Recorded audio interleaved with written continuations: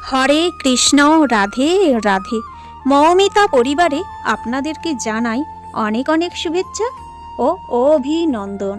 আজকের আলোচ্য বিষয়টি হচ্ছে সফলা একাদশীর ব্রত মাহাত্ম্য কথা এবং এই দিনে কোন কোন খাবারগুলি নিষিদ্ধ, কোন কর্ম করবেন এবং তার সাথে এটাও জেনে নেব পারণের সময়, কোন সঠিক সময়ে পারণটা করবেন।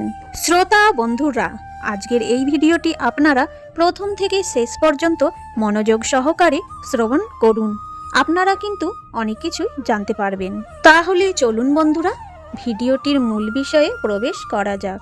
হিন্দু ধর্মে একাদশীর বিশেষ মাহাত্ম্য রয়েছে।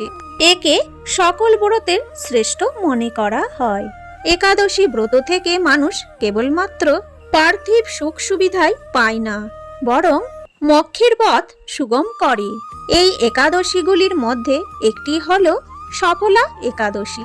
যেমন নাম থেকেই বোঝা যায়, এই দিনে ব্রত ও পূজার মাধ্যমে জীবনের সাফল্য লাভ হয়। পৌরাণিক বিশ্বাস অনুসারে সফলা একাদশীর ব্রতে ভগবান বিষ্ণু প্রসন্ন হন এবং ভক্তকে সুখ, শান্তি ও সমৃদ্ধির আশীর্বাদ প্রদান করেন।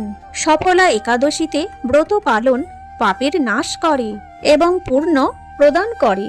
ব্রত দুটি প্রকারে রাখা যায়, যেমন নির্জলা উপবাস বা ফল আহার। এই দিনে ভগবান বিষ্ণুকে হলুদ ফুল, তুলসী ও ফল অর্পণ করা উচিত।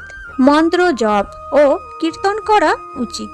ভগবান বিষ্ণুর সহস্র নাম, গীতা পাঠ এবং ওম নমো ভগবতে বাসুদেবায় মন্ত্র জপ জীবনে ইতিবাচক শক্তি নিয়ে আসে।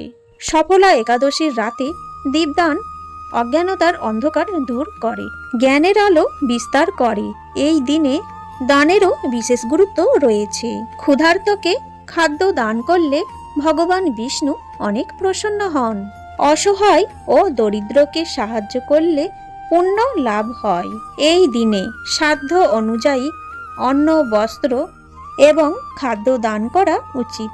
সফলা একাদশী পালনের মূল নিয়ম হল ভগবান বিষ্ণুর উদ্দেশ্যে নিষ্ঠার সঙ্গে উপবাস, পূজা এবং দান করা।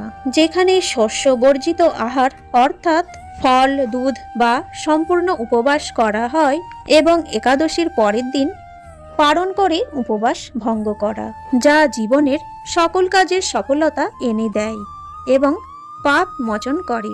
একাদশীর আগের দিন অর্থাৎ দশমীর দিনে দুপুরবেলায় একবার মাত্র খাবার খান, যাতে একাদশীর দিনে পেটে কোনো খাবার না থাকে।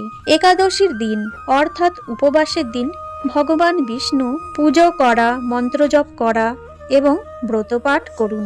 যদি আপনি নির্জলা উপবাস করতে ব্যর্থ হন, তাহলে ফল, দুধ গ্রহণ করা যেতে পারে। শস্য, আমিষ, পেঁয়াজ, রসুন এই দিনে একেবারেই গ্রহণ করবেন না।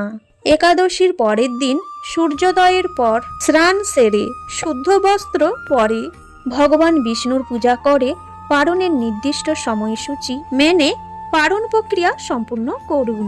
এই একাদশীর দিনে ভুল করেও তুলসী পাতা ছিঁড়বেন না, এতে জীবনে অন্ধকার নেমে আসতে পারে।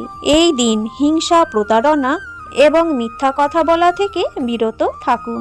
চাল, ডাল, বাজরা এবং অন্যান্য শস্যদানা খাওয়া যাবে না। বন্ধুরা, এইবারে সফলা একাদশীর ব্রত মাহাত্ম্য কথা শ্রবণ করুন। ব্রহ্মাণ্ড পুরাণে যুধিষ্ঠির শ্রীকৃষ্ণ সংবাদে এই একাদশী ব্রত মহিমা দৃষ্ট হয়। ধর্মরাজ যুধিষ্ঠির ভগবান শ্রীকৃষ্ণকে প্রশ্ন করলে তদুত্তরে শ্রী ভগবান বললেন, হে যুধিষ্ঠির, দেবতার মধ্যে যেমন বিষ্ণু, নদীর মধ্যে যেমন গঙ্গা, মনুষ্যগণ মধ্যে যেমন ব্রাহ্মণ, পক্ষী মধ্যে যেমন গরুড়, যজ্ঞর মধ্যে অশ্বমেধ, নাগ মধ্যে শেষ নাগ, অনন্তদেব শ্রেষ্ঠ, তদ্রূপ ব্রত মধ্যে একাদশী ব্রত শ্রেষ্ঠ। হে ভারত শ্রেষ্ঠ, যে প্রতি মাসে শুক্ল ও কৃষ্ণপক্ষিয়া একাদশী ব্রত করে থাকে, সে আমার অত্যন্ত প্রিয় হয়। 5000 বৎসর ধরে তপস্যা করে যে ফল লাভ হয়, একাদশী ব্রত পালনে তৎসমুদয় ফল লভ্য হয়। চম্পাবতী নগরে মহিষ্মত নামে এক রাজা বাস করতেন। ওই রাজার 4টি পুত্র ছিল। এদের মধ্যে জ্যৈষ্ঠ পুত্রের নাম ছিল লুম্পক। সেই দুষ্ট লুম্পক ব্রাহ্মণ বৈষ্ণব দেবতাদের নিন্দা, জুয়া খেলা ও অসতী বেশ্যাতে অনুরক্ত ছিল। মহা দুরাচার ও দুষ্কৃত লুম্পককে তার বাবা রাজ্য থেকে বিতাড়িত করেছিলেন। নির্বাসিত লুম্পক জঙ্গলে বাস করত আর রাত্রিতে তার পিতার রাজ্যের প্রজাদের ধনসম্পদ লুট করত। কখনো কখনো ধরা পড়লেও প্রজাগণ লুম্পককে রাজপুত্র জ্ঞানে ছেড়ে দিতেন। বনের ফল ও বন্য পশু মাংস খেয়ে জীবিকা নির্বাহ করা ছাড়া অন্য কোনো উপায় তার ছিল না। ওই বনে দেবতার ন্যায় পূজ্য এক পিপল বৃক্ষ ছিল। সেই বৃক্ষ নিম্নে কিছুদিনও বাস করেছিল। তথায় বসবাসকালে পৌষ মাসের কৃষ্ণপক্ষিয়া একাদশীর সন্নিকট এসে গেলে ওই দিন দশমী রাত্রে সে অজ্ঞান হয়ে পড়ে। পরদিন একাদশীতেও অচৈতন্য অবস্থায় থাকার বনের পশু মেরে এবং ফল সংগ্রহ করে খাওয়ার সুযোগ হয়নি। রাত্রে ক্ষুধায় প্রপীড়িত লুম্পকের জ্ঞান ফিরে এলে সে কোনো প্রকারে কয়েকটি ফল জড়ো করে ভগবানের উদ্দেশ্যে নিবেদন করল এবং রাত্র জাগরণ করেছিল। নিরাহারে ও জাগরণের ফলে সফলা একাদশী ব্রত পালন হয়েছিল। লুম্পক কর্তৃক ভগবান মধুসূদনের এই ব্রত পালনে যে কোনো কারণে উদযাপিত হওয়ায় পুনরায় লুম্পক নিষ্কণ্টক রাজ্য পেয়েছিল। পরদিন দৈববাণী হলো, এক দিব্য ঘোড়া এসে গেল। লুম্পক, তোমার জন্য ঘোড়া এসে গেছে। তুমি তোমার বাবার নিকট ফিরে যাও, রাজ্য উপভোগ করো।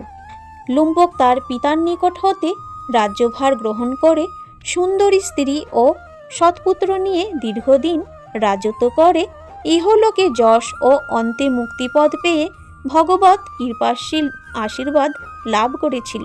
হরে কৃষ্ণ, রাধে রাধে। আজকের এই ব্রত মাহাত্ম্য পাঠ এখানেই শেষ হলো।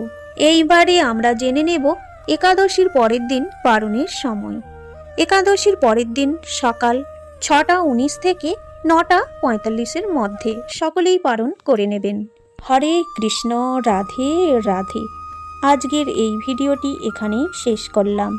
সকলেই ভালো থাকবেন, সুস্থ থাকবেন।